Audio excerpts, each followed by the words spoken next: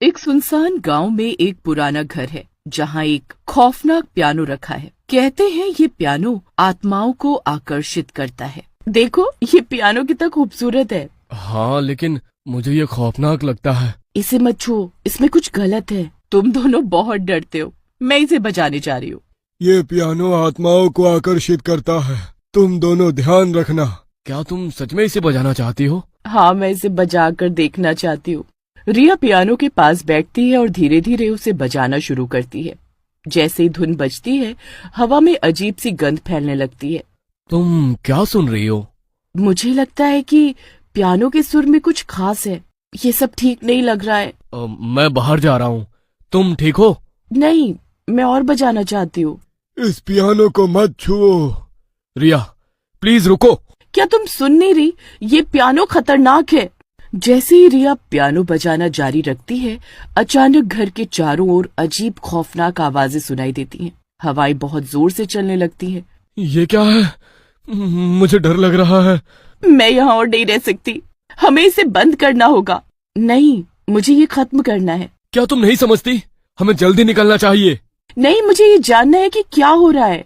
रिया जैसे ही एक धुन बजाती है, अचानक ही पियानो से खून निकलने लगता है। जोर जोर से चिल्लाने की आवाजें पूरे कमरे में गूंजने लगती हैं और रोने की आवाज हर ओर फैल जाती है। इसके बाद सब वहां से भाग जाते हैं।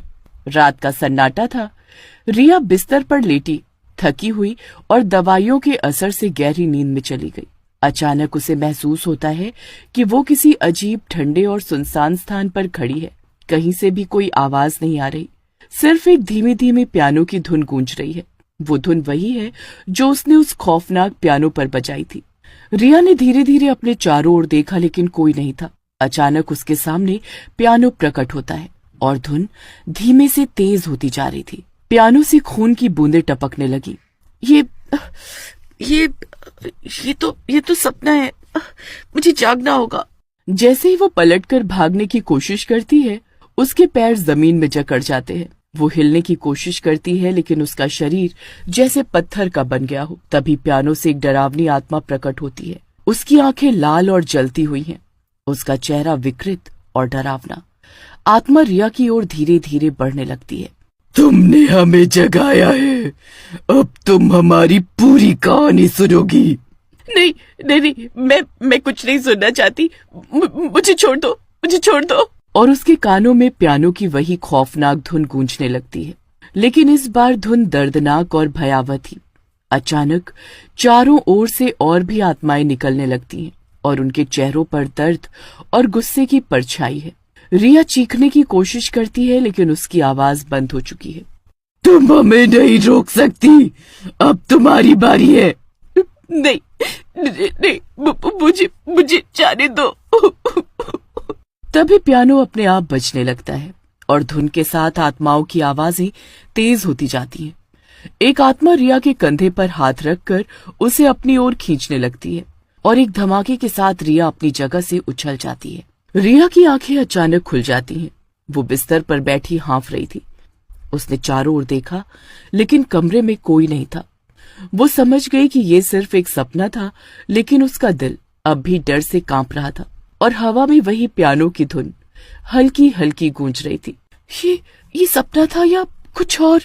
उसकी नजर कमरे के कोने में रखे पियानो की तरफ जाती है, जो एक बार फिर से हल्की आवाज में बजने लगा था और उसकी ठंडक ने रिया को पूरी तरह जकड़ लिया। वो एक पल के लिए अपने आप को संभालने की कोशिश कर रही थी, ये सोचते हुए कि ये बस एक बुरा सपना। लेकिन तभी कमरे में एक धीमी जानी पहचानी आवाज गूंजने लगी, वही खौफनाक पियानो की धुन जो उसने अपने सपने में सुनी थी, और वो बिस्तर से उठने का साहस नहीं कर पा रही थी। पियानो की धुन धीमे धीमे तेज होती जा रही थी। उसकी धड़कनें इस धुन के साथ ताल मिलाने लगी। रिया ने अपने कानों को ढकने की कोशिश की, लेकिन धुन इतनी तेज थी कि वो उसके अंदर तक गूंज रही थी। उसे यकीन नहीं हो रहा था कि ये सब हकीकत है या वो अभी भी किसी भयानक सपने में फंसी हुई है। ये कैसे हो सकता है? ये सिर्फ एक सपना था, तो फिर ये धुन सच में कैसे सुनाई दे रही है? रिया की आंखें पियानो पर जमी रहीं, जो खुद ही बज रहा था। पूरे कमरे में ठंडी हवा चलने लगी। और रिया को ऐसा लगा मानो उसकी सांसें भी जम रही हो। उसने धीरे से बिस्तर से उठने की कोशिश की, लेकिन उसके पैर कांपने लगे। वो मुश्किल से खड़ी हो पाई। ये सब मेरे साथ ही क्यों हो रहा है? क्या ये पियानो सच में? वो पियानो के पास पहुंची, लेकिन जैसे ही उसने उसके पास कदम रखा, धुन अचानक बंद हो गई। एक पल के लिए सब कुछ शांत हो गया। रिया की सांसें रुक गई। उसने सोचा कि शायद ये उसका भ्रम था, और एक भयानक आवाज गूंज उठी। रिया के पीछे की खिड़की तेज आवाज के साथ खुली और कमरे में बर्फ जैसी ठंडी हवा भरने लगी। रिया की चीख उसके गले में फंस गई और उसका शरीर जड़ हो गया। अगले दिन वो सब वहां फिर से गए। कल यहाँ जो कुछ भी हुआ वो अब मुझे भी जानना है। आखिर ऐसा क्यों हुआ? कल क्या हुआ हम सबने देखा, लेकिन फिर भी तुम सब यहाँ आ गए और मुझे भी नहीं जाने दे रहे हो। रिया मान जाओ, चलो यहाँ से। तुम्हारी तबीयत वैसे भी ठीक नहीं है। मैं नहीं जाऊंगी। मुझे जानना है ये सब क्या है। क्या तुम पागल हो गई हो? ये सब खतरनाक है। तभी वहां जोर जोर से आत्माओं की आवाज आने लगी। हमें शांति नहीं मिल रही। क्या आप हमें बता सकते हैं कि ये सब क्यों हो रहा है? मैं आपके साथ हूँ, बताइए। हमें इस पियानो के लिए बांधा गया है। तो क्या हमें इसे नष्ट करना चाहिए? लेकिन क्या ये सही होगा? हमें मुक्ति चाहिए। हम आपकी मदद करेंगे। हमें इसे समझना होगा। शायद हमें किसी तरीके से इसका सामना करना होगा। चलो हम इसे समाप्त करते हैं। रिया और उसके दोस्त आत्माओं के रहस्य को जानने के लिए एक योजना बनाते हैं। हमें पहले पियानो की सच्चाई जाननी होगी। मैं गांव के बुजुर्ग से बात करूंगा। लेकिन वो भी डरेंगे। हमें जोखिम उठाना होगा। वे गांव के बुजुर्ग बाबा जी से मिलने जाते हैं। वे पियानो के अतीत के बारे में बताते हैं। ये पियानो पहले एक महान संगीतकार का था। फिर यह आत्माओं को क्यों आकर्षित करता है? संगीत में शक्तियां होती है। हमें ये जानना होगा कि हमें क्या करना चाहिए। पियानो को पूरी तरह नष्ट करना होगा। क्या ये संभव है? हमें कोशिश करनी होगी, लेकिन ये बहुत खतरनाक हो सकता है। हम कुछ भी करेंगे ताकि आत्माएं शांति पाएं। याद रखें, एकता में ही शक्ति है। रिया और उसके दोस्त पियानो का सामना करने के लिए तैयार होते हैं।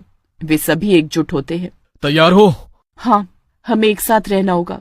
हम सब मिलकर करेंगे, डरना नहीं। चलो हम इसे समाप्त करते हैं। जैसे वो सब पियानो के पास पहुंचे, पियानो से कुछ तरंगे बाहर निकली और उनकी तरफ तेजी से बढ़ी। तभी उनमें से एक आत्मा आह्वान आई और बीच में आकर खड़ी हो गई और घायल हो गई। जाओ, उसे नष्ट कर दो, हम तुम्हें बचाएंगे। राज ने भागकर अपने बैग से एक बोतल निकाली और एक कपड़े में वो ऑयल डाला और उसे जलाकर पियानो की तरफ फेंक देता है। लेकिन साथ ही आग उसके कपड़ों पर भी लग जाती है और वो भी जलने लगता है। आत्मा उसे बचाने की कोशिश करती है, लेकिन उसे बचा नहीं पाती। सब मिलकर रोने लगते हैं। इसके बाद सारी आत्माएं वहां से